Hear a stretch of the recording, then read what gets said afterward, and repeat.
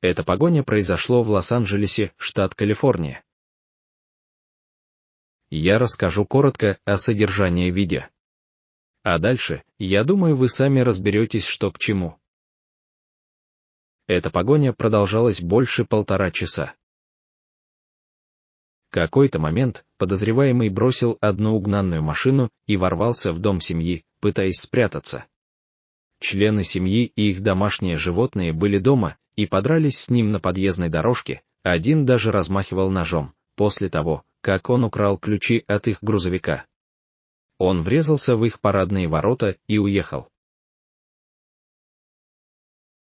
В другой драматический момент подозреваемый был прижат к воротам полицейской машиной. Вместо того, чтобы сдаться в этот момент, он дал задний ход на украденном автомобиле и снова врезался в крейсер, в конечном итоге создав достаточно места для него, чтобы развернуться и снова убежать. Я больше не буду рассказывать, посмотрите, это очень захватывающая погоня. Дальше будет комментировать комментатор телеканала SkyMAP7. It looks like he's very agitated, in a rush to get away from that vehicle. Getting in a pickup truck. We'll see if he. Okay, yeah, he does not. He does. I was going to say maybe he happens. Yeah, he's breaking into the pickup truck.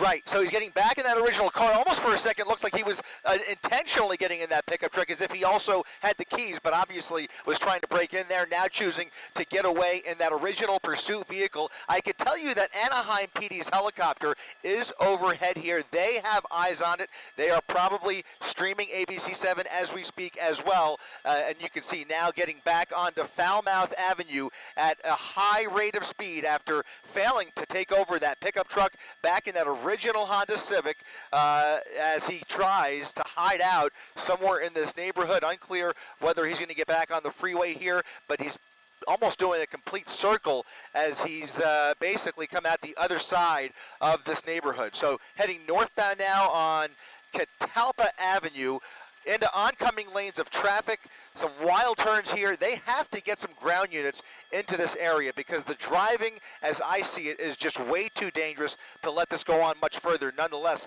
in the middle of rush hour.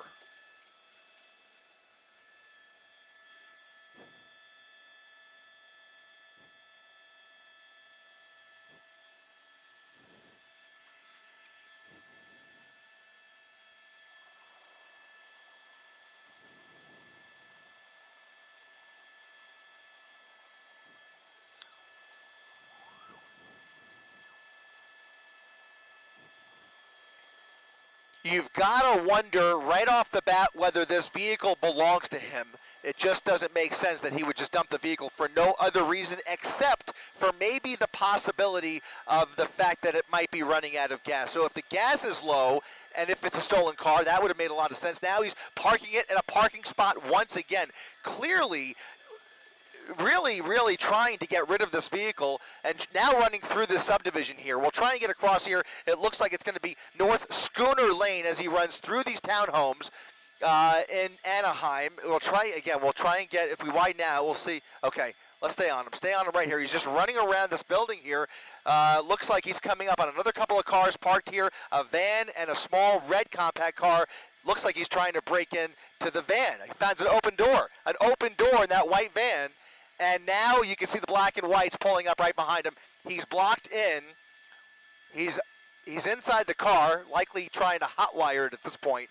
And you can see they have lit him up and basically blocked him in. If he tries to back out, it could get ugly. But in any event, officers now with their guns drawn, squarely they have their eyes on him. They're just waiting for backup at this point, and obviously trying to bark some orders at him, hoping he gets out of the vehicle. Let's try and come around the other side if we can.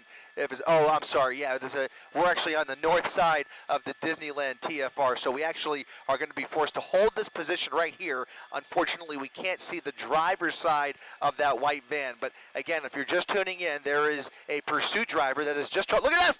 Look at this! ramming into the front of that black and white. That is Fullerton Police. Fullerton Police now trying to block him in as he puts it in reverse. He's going up and down, trying to, well, now he has nowhere to go here. He's really trying to ram that car out of his way as he is now stuck in that parking spot. There's really nowhere for him to go. He's got a fence in front of him. Look at this. Look at violently into reverse, ramming right into that Fullerton Police Department vehicle. That's right. Yes.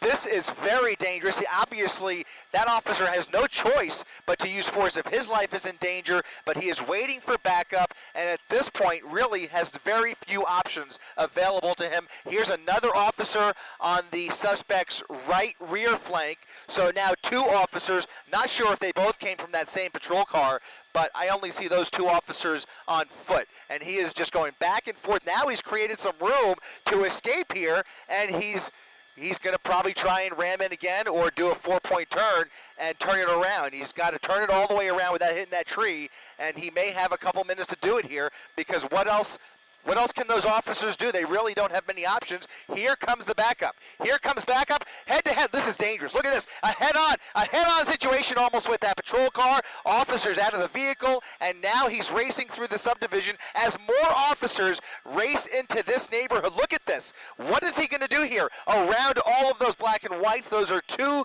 Fullerton police officers that are now going to try and turn around with him. Look at this. Look at what we are seeing here. He is now back on Coronet Avenue after evading four separate black and whites who were just pulling into the neighborhood to try and help that original officer after a wild scene in that parking lot. We now have a brand new pursuit on our hands here as he has carjacked this vehicle and now racing down Coronet Avenue at Maple Street. Once again, a dangerous situation on the hands of Fullerton Police here.